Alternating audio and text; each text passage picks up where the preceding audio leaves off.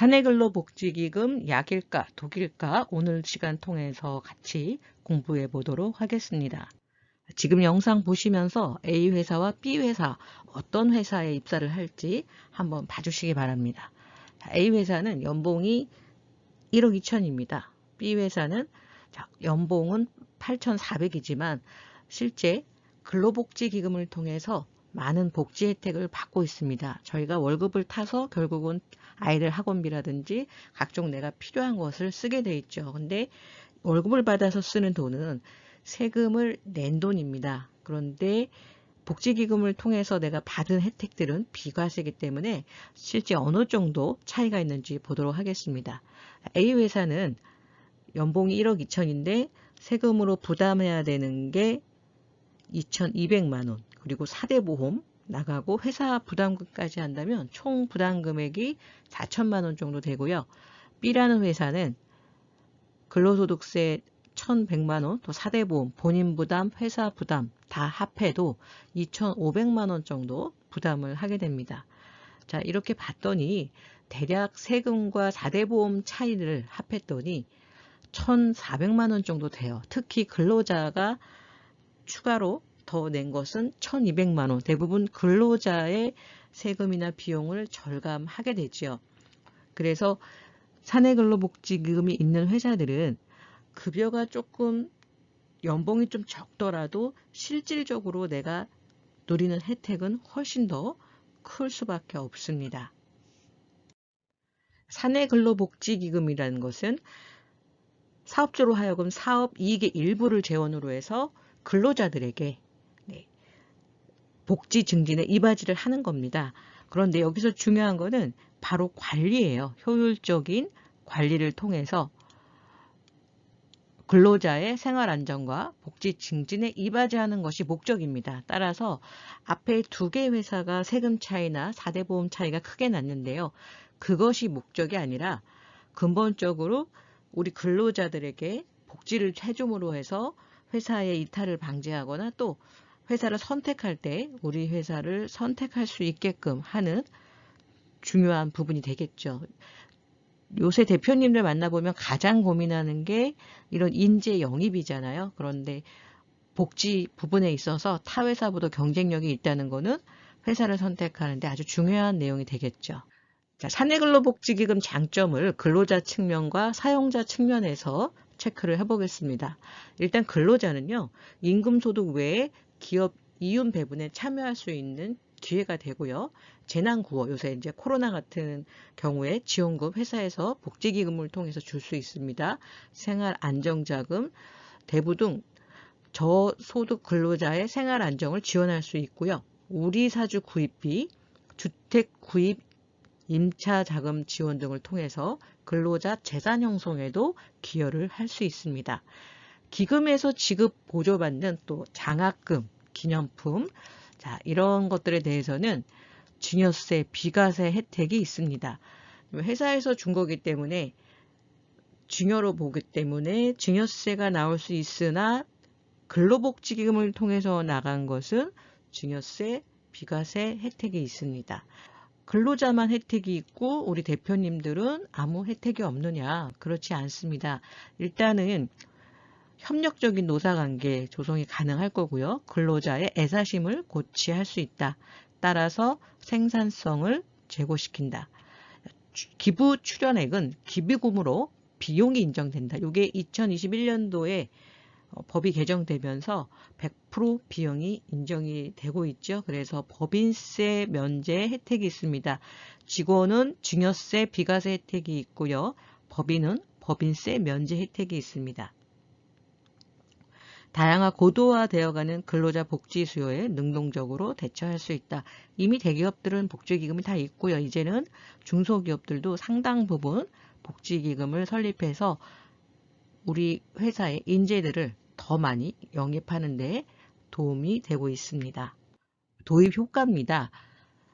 보통 회사에서 시행되는 복지제도는 회사 경영 환경에 따라서 가감될 수가 있죠. 하지만 사내근로복지기금을 미리 형성해 놓는다면 기업 경영에 좀 어려움이 있더라도 우리 직원들의 복지를 꾸준하게 해줄 수 있기 때문에 직원들 편에서 본다면 아주 안정적이고요. 대표님들 입장에서도 미리 기금을 통해서 자원을 확보해 놓는다면 회사가 조금 상황이 어려울 때도 우리 직원의 이탈을 방지할 수 있겠죠.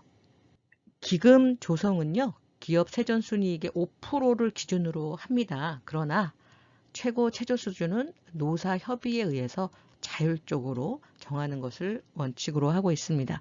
사업주가 임의의 부동산 등으로 출연할 수 있습니다. 사업 재원, 기금 수익금은 해당 회계연도 출연금의 50%. 기금의 용도 제일 중요합니다. 기금의 용도, 근로자의 날, 행사 지원, 체육, 문화활동 등 지원 창립기념일, 명절 선물 비용, 장학금 가능합니다.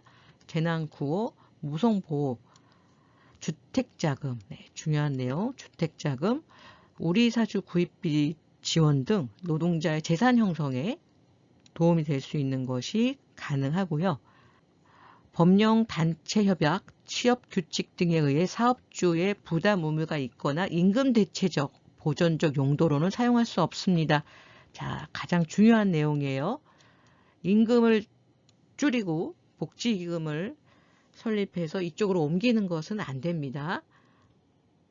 원래 복지를 해주던 것을 기금을 통해서 하는 것은 가능하지만 임금을 줄이고 기금에서 하는 것은 과태료 혹은 기금에서 나간 것 자체를 부인당할 수 있기 때문에 상당히 주의를 요하는 내용입니다. 제일 중요한 세제 혜택입니다. 기금에 출연하는 출연금은 법인세 손비 인정, 다시 말해서 비용 처리해 주겠다는 거죠. 100% 비용 처리가 되고요.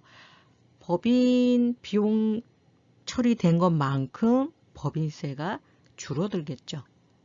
자, 근로자 입장에서는 기금에서 지급한 금품에 대해서는 증여세가 비과세된다. 즉 세금이 없다. 앞에서 보신 것처럼 수천만 원, 천만 원 이상의 세금 절감 효과가 있는 경우도 있죠. 사내근로복지기금 법인은 출연금에 대한 증여세 비과세 고유 목적 사업 준비금은 송금 산입된다. 사내근로복지기금 설립 절차 간단하게 보겠습니다. 일단 위원회 구성해야 되고요. 위원회는 노사 각 2명에서 10명, 그러니까 최소 단위가 2명입니다. 자, 여기서 감사는 필수고요. 두 번째, 정관 및 세칙. 이게 제일 중요하더라고요. 어떻게 정관을 정하느냐에 따라서 포함이 되기도 하고 안 되기도 하기 때문에 정관 내용 굉장히 중요하고 세칙은 우리 근로자의 상황에 따라서 회사가 선택적 복지를 해주셔야 됩니다. 일률적인 복지는 복지기금으로서 인정을 받기 어렵기 때문에 선택적 복지를 해주셔야 되고요. 자, 이것을 위해서 정관 및 세칙 등이 필요합니다. 세 번째, 이게 됐으면 설립 인가, 그리고 법인 설립 등기, 사업자 등록 신청, 예금계좌 개설, 그 다음에 출연. 자, 요 순서기 때문에 이것은 한 3주에서 길면 한 6주까지 걸리더라고요. 자, 이 절차는 어렵지 않고요. 누구나 쉽게 할 수 있는 부분이고 법인 등기는 조금 까다로울 수 있겠지만 사내근로복지기금 설립 자체는 어렵지는 않습니다. 그런데 중요한 거는 뒤에서 말씀드리겠지만 이 기금 운영인 것 같아요. 어떻게 운영하냐에 따라서 근로자도 혜택이 있고 법인도 혜택이 있고 또 우리 최대 주주한테도 아주 큰 혜택을 누릴 수 있는 것이 바로 사내근로복지기금인 것 같습니다. 자, 기업법인의 사업법이 제일 중요한 거죠. 좀 구별을 하기 위해서 허용되는 경우와 그렇지 않은 경우 같은 내용인데도 이럴 때는 허용이 되고 또 이럴 때는 허용이 되지 않을 수 있기 때문에 주의 깊게 봐주시기 바랍니다. 근로자 주택 구입 임차 지원금 허용이 되는 경우는 무주택 근로자를 대상으로 해서 국민주택 규모 이하 주택을 우선 가급적 직장주택조합과 연계하여 주택을 구입하면 더 좋겠죠. 임차자금 지원 또는 대부 빌려줄 수 있습니다. 그런데 허용되지 않는 경우는 주택 구입 임차 여부와 관계없이 전 근로자에게 일률적으로, 아까 선택적으로 하셔야 되는데 무주택자한테 지원을 해주는 것은 선택적이잖아요. 근데 전 직원들한테 주택 구입 또는 임차 자금을 지원을 해준다. 일률적으로 이런 경우는 인정이 되지 않습니다. 자, 우리사주 구입비 지원도 마찬가지인데요. 우리사주 조합을 통한 근로자의 우리사주 구입비를 지원 또는 대부할 수 있습니다. 그런데 우리사주 조합 근로자로 하여금 자사 주식을 매입하도록 지원하는 것은 인정되지 않습니다. 저소득 근로자의 생활 안정자금 대부 소정의 요건, 기준을 회사가 정해서 지원을 하는 것은 가능한데 이런 요건을 명확하게 정하지 않고 전 근로자를 대상으로 한다면 이것은 선택적 복지가 아니기 때문에 인정받을 수 없습니다. 장학금 많이 질문하는 것 중에 하나인데 근로자와 그 자녀의 초중고 대학 등의 장학금을 줄 수 있고 빌려줄 수도 있어요. 그런데 여기에서 이것을 실제 자녀들에게 자녀가 있는 사람들한테 하지 않고 또 일률적으로 한다. 이럴 경우 당연히 허용이 안 되겠죠. 재난구호 지급, 천지지변이나 돌발사고 등을 당한 근로자에게 재난구호를 해줄 수 있어요. 그런데 원래 회사가 지급해야 될 의무가 있는 비용을 복지기금으로 대신한다. 이것은 안 된다는 거죠.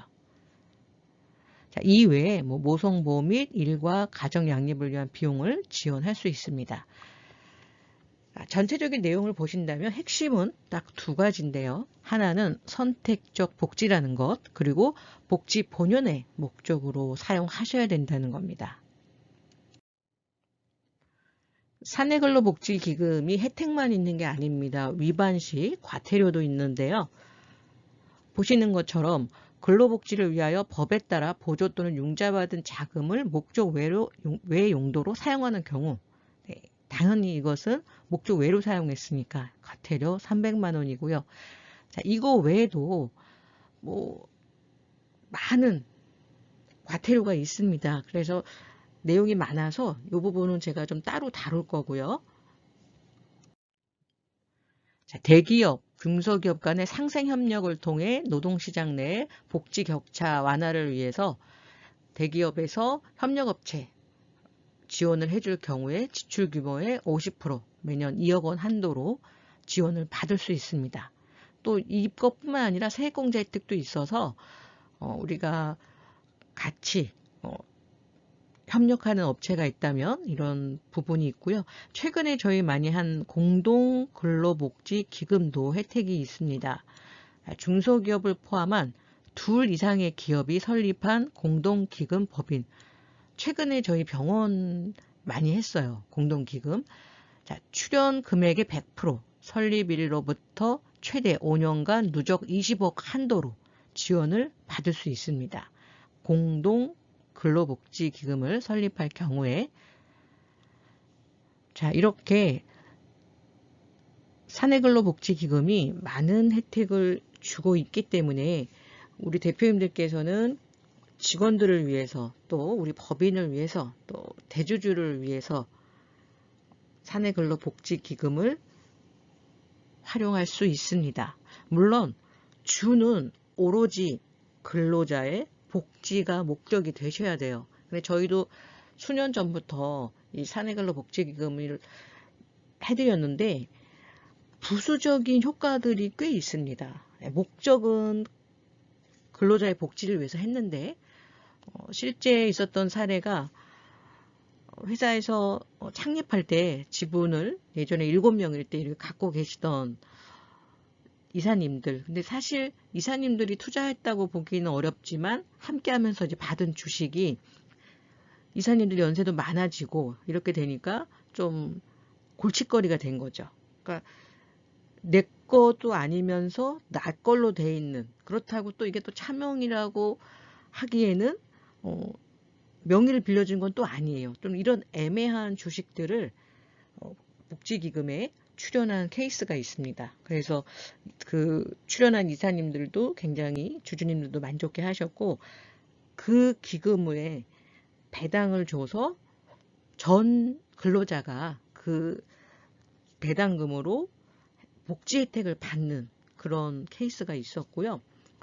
이런 과정에서 회사의 잉여금이 기금으로 가다 보니까 회사의 주가가 낮아지는 효과가 있더라고요. 그래서 승계가 얼마 남지 않은 회사 같은 경우는 직원들을 위해서 복지를 해주는데 기업의 잉여금이 줄어들므로 해서 세법상 가치가 낮아지다 보니 승계에 대한 세부담이 낮아지는 효과가 있더라는 거죠. 이거를 목적으로 해서는 안 되겠지만 복지기금을 운영하다 보니 이런 부수적인 효과가 발생을 한다는 겁니다.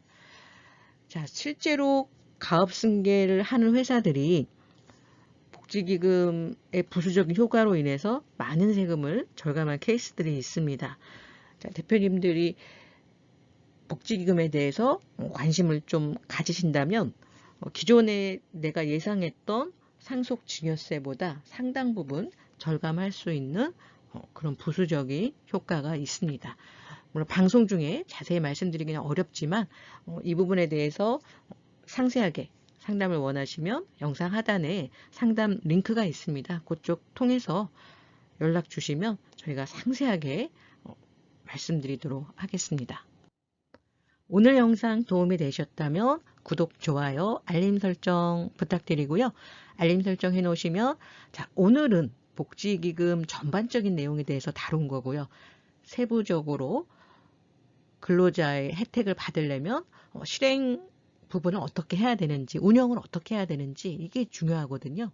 이 부분에 대한 거, 또 법인 입장에서 어떤 혜택을 받을 수 있고 어떻게 기금을 운영해야 법인이 최대한 효과를 볼 수 있는지 영상을 차후에 계속 준비하고 있고요.